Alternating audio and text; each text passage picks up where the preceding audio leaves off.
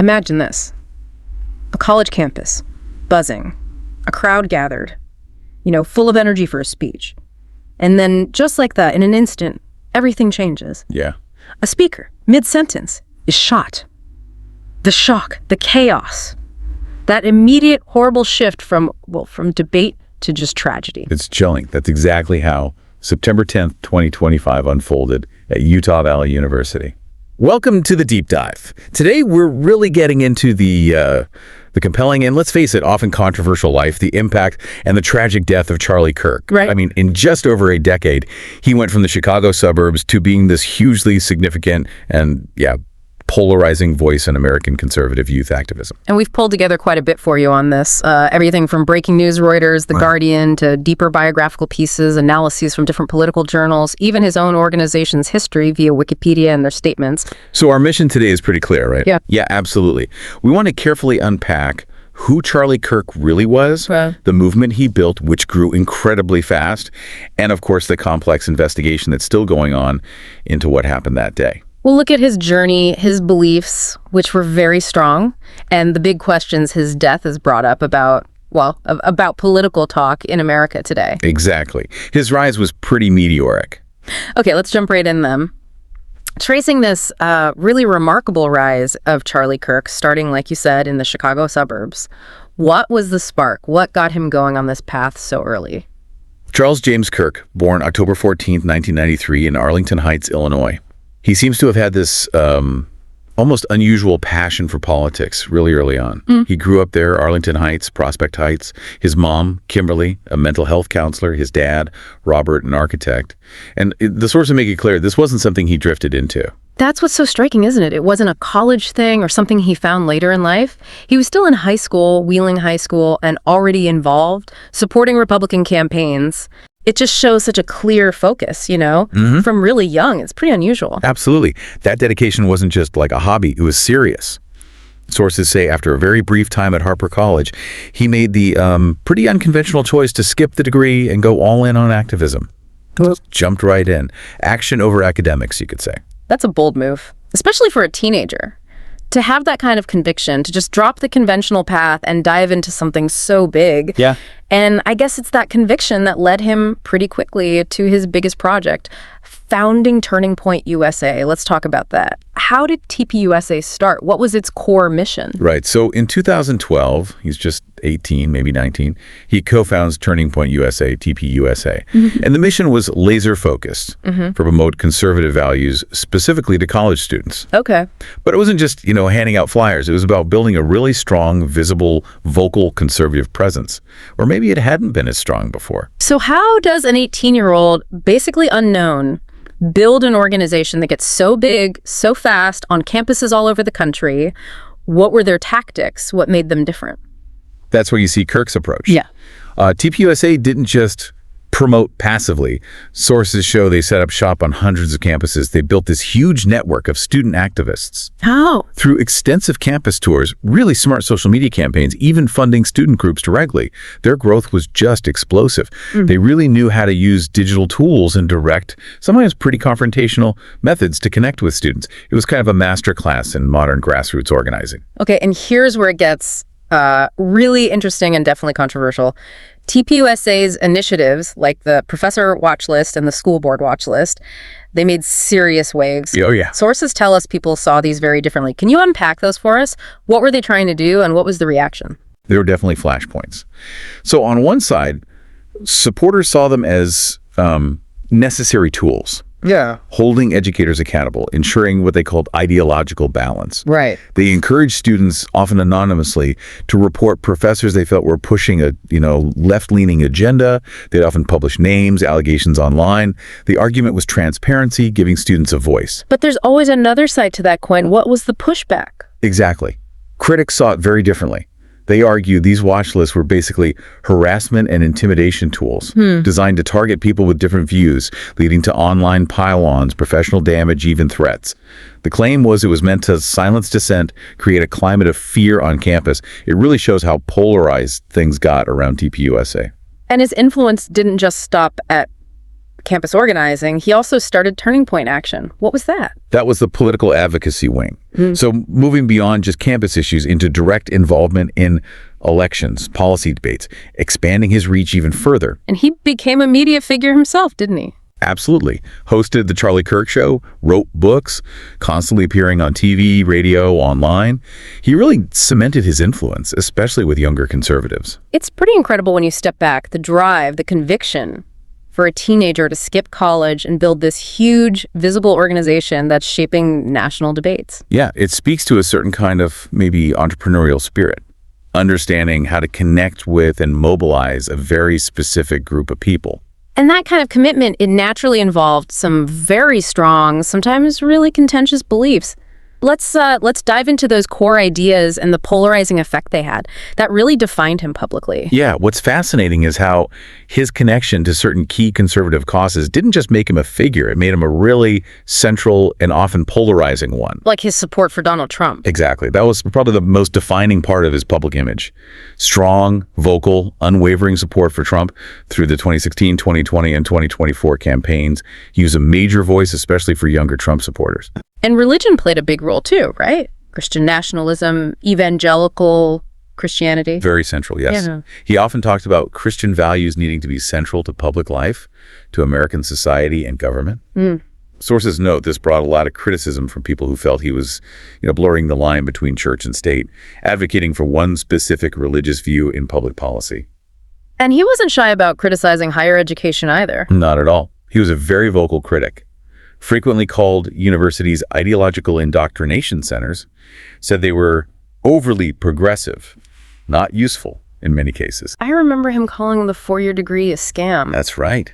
He argued rising costs and perceived liberal bias made traditional college a bad deal for a lot of young people. He often pushed trade schools or starting a business instead.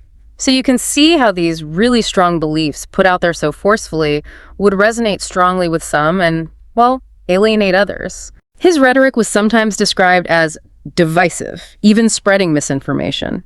Sources point to things like his claims about election fraud after 2020, his skepticism on COVID measures, comments on immigration. Right. And those statements definitely drew strong pushback. People saw his style as polarizing, sometimes harmful to the general conversation. It seems clear he inspired incredible loyalty in his supporters. They saw him as brave, speaking truth. Yeah, a courageous voice. But at the same time, he drew equally fierce criticism from those who saw him as fueling division and misinformation. His ability to articulate those strong views, controversial or not, was absolutely key to who he was publicly and what TPUSA was about. He is. In May 2021, he married Erica Frensfey. She's quite accomplished herself. Former Miss Arizona USA back in 2012, also a businesswoman, podcaster, philanthropist. And they had children. They did. A daughter born in August 2022 and a son just recently, May 2024. It adds, a human dimension beyond the often fiery public persona. So when you look at his beliefs, how strongly he voiced them, you really get why he sparked such loyalty and such intense criticism. It makes you wonder, how do these deep convictions, when they're out there so publicly, how do they play out? Especially with the passion and sometimes the tension they create. Which brings us, tragically, to September 10th, 2025, the day everything just changed. Yeah. That afternoon, Charlie Kirk was speaking at Utah Valley University in Orem, part of his American Comeback Tour. It was a well-publicized event, students, community members there. And then? The event was going on, and then just suddenly, terrifyingly, he was shot. In the neck. Sources say the shot came from a building, about 200 yards away, quite a distance. A significant distance, yes.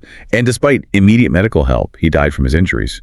It was just a moment that didn't just end his life, it sent these huge shockwaves across the country. Silenced the debate, sparked immediate grief, outrage. The national reaction was instant, wasn't it? And pretty widespread. Deeply felt, yeah, across the political map. In a really significant move, the U.S. president ordered flags flown at half-staff.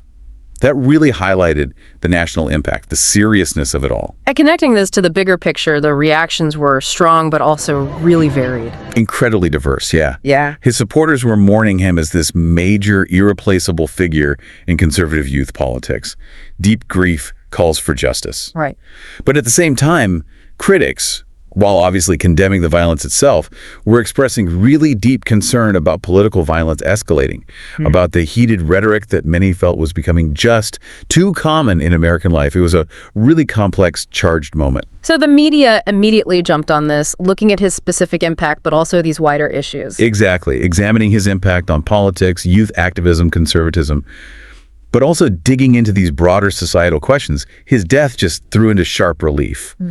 Political polarization, free speech on campus, the safety of public figures in this kind of environment. It feels like that day didn't just end a life. It really forced a national conversation about how we talk to each other, how we engage politically. Yeah. What does his story, ending like this, tell us about where we are politically right now?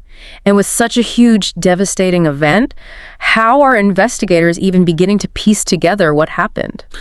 Well, the investigation, as you'd expect, is intense, highly prioritized, incredibly detailed. Authorities moved fast to release photos, video of a person of interest. Okay, what do we know about this person? Described as college-aged, dressed in dark clothes, baseball cap, long-sleeved shirt with an American flag design, Converse shoes, wearing sunglasses, carrying a backpack, basically looking like they were trying to blend in with students. And they've been able to track this person's movements. That must be crucial. To a surprising degree, yes. Images, forensic tracks show this individual inside a campus building using stairs to get to the roof, then fleeing very quickly after the shot. They've reconstructed a whole path. Arriving on campus, entering a building, climbing up to the roof, firing from that 200-yard distance, then escaping into a nearby neighborhood, even jumping off a building at one point. It shows just how intensive the tracking has been. And the weapon. That's often the key piece of physical evidence. Was it recovered? It was a high-powered bolt-action rifle, specifically a Mauser .3006. Found in a wooded area near campus, wrapped in a towel, along what they think was the escape route. A huge recovery. What kind of evidence did they find with the rifle itself? What can that tell them? It's quite significant. They found a spent cartridge still in the chamber, meaning it was just fired. 3 unspent rounds left in the magazine. Okay. And crucially, forensic traces. Detailed footwear impressions, palm prints, even forearm imprints on the weapon and nearby, all being analyzed right now. It's worth noting, too, that while some people were initially detained, they were released. One person was charged with obstruction, but no one is currently in custody specifically for the shooting. So this raises a big question. Despite having all these leads, the photos, the weapon, the path, there's still a lot we don't know. What are the main missing pieces? Absolutely. The biggest unknown is still the motive. Why? Was it political, personal, ideological, something else entirely? We just don't know yet. And the shooter's identity and location are still unconfirmed. The person in those photos hasn't been publicly identified or found. Authorities are cautious too, saying it's not 100% confirmed that person is the shooter, maybe just connected somehow. Right. Plus details like how they got roof access, bypass security, if they did reconnaissance beforehand, all still under active investigation. Lots of loose ends.